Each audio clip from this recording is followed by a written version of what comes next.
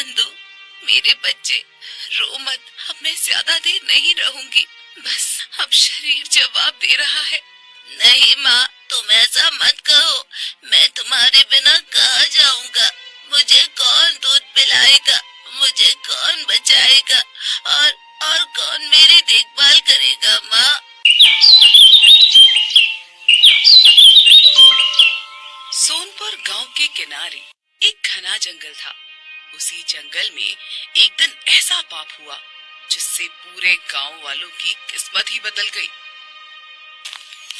भूरा शिकारी अपने कंधे पर धनुष लेकर जंगल में घुसा और लालच भरी नजरों से इधर उधर देखने लगा। आज खाली हाथ नहीं लौटना है, कुछ न कुछ मार कर ही जाऊंगा। जंगल में जो कमजोर दिखेगा वही मेरा शिकार बनेगा। तभी झाड़ियों के पास एक सफेद गाय अपने छोटे बछड़े के साथ घास खा रही थी। माँ, मैं दूर जाकर खेलूं? बेटा, ज्यादा दूर मत जाना। जंगल में हर कोई अच्छा नहीं होता। माँ की आंखों के सामने ही रहो, तभी तो सुरक्षित रहोगे ना। बछड़ा झाड़ियों के पीछे जाकर घास खाने लगा। उसी समय शिकारी ने गाय को देखा।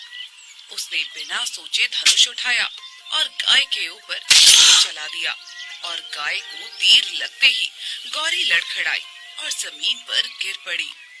हे भगवान, हे राम, मेरे बच्चे को बचा लेना। मेरी जान चली जाए पर मेरा बछड़ा बच जाए। झाड़ियों के पीछे छिपा नंदू कांपने लगा। उसकी आंखों में डर भर गया। पूरा शिकारी पास आया और बोला, अरे वाह, आज तो अच्छा शिकार मिला है। अब इसकी खाल और मांस से खूब पैसे मिलेंगे। गौरी दर्द से तड़प रही थी, मगर उसकी आंखें केवल झाड़ियों की ओर थी जहां उसका बछड़ा छिपा था। भूरा शिकारी ने चारों ओर देखा पर बछड़ा उसे कहीं नहीं दिखा। अरे, ये तो बहुत भारी है, अकेले नहीं ले जा पाऊंगा। अभी और शिकारियों को लेकर आता हूँ। वो जल्दी जल्दी वहाँ से चला गया। जैसे ही शिकारी गया, झाड़ियों से नंदू बछड़ा निकला और माँ के पास आकर रोने लगा।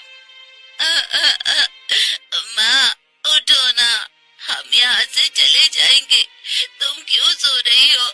ये इंसान लोग बहुत बुरे होते हैं ना। जानवर को कोई नहीं समझता माँ।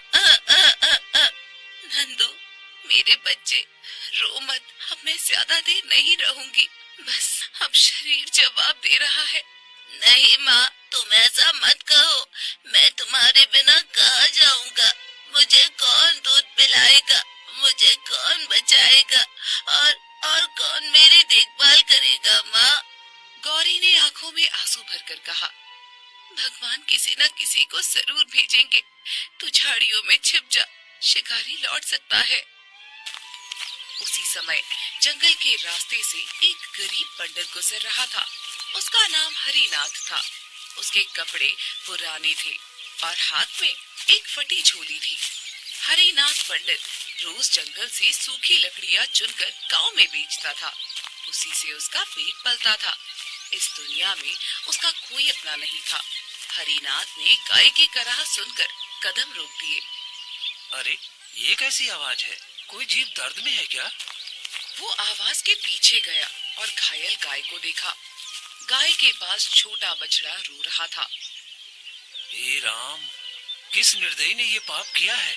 एक बेजुबान माँ पर तीर चला दिया। पंडित जी, मेरे पास आओ। मेरे पास समय बहुत कम है। हरिनाथ हैरान रह गया। उसे लगा जैसे गाय बोल रही है। वो डरते डरते उसके पास गया। हे गौ माता, आप बोल रही हैं और आपका ये हाल कैसे हुआ?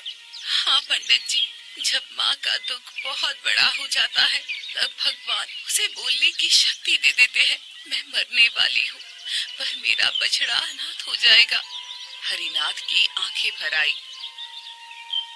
गौ माता, मैं गरीब जरूर हूँ पर पत्थर दिल नहीं हूँ। आप चिंता मत करो।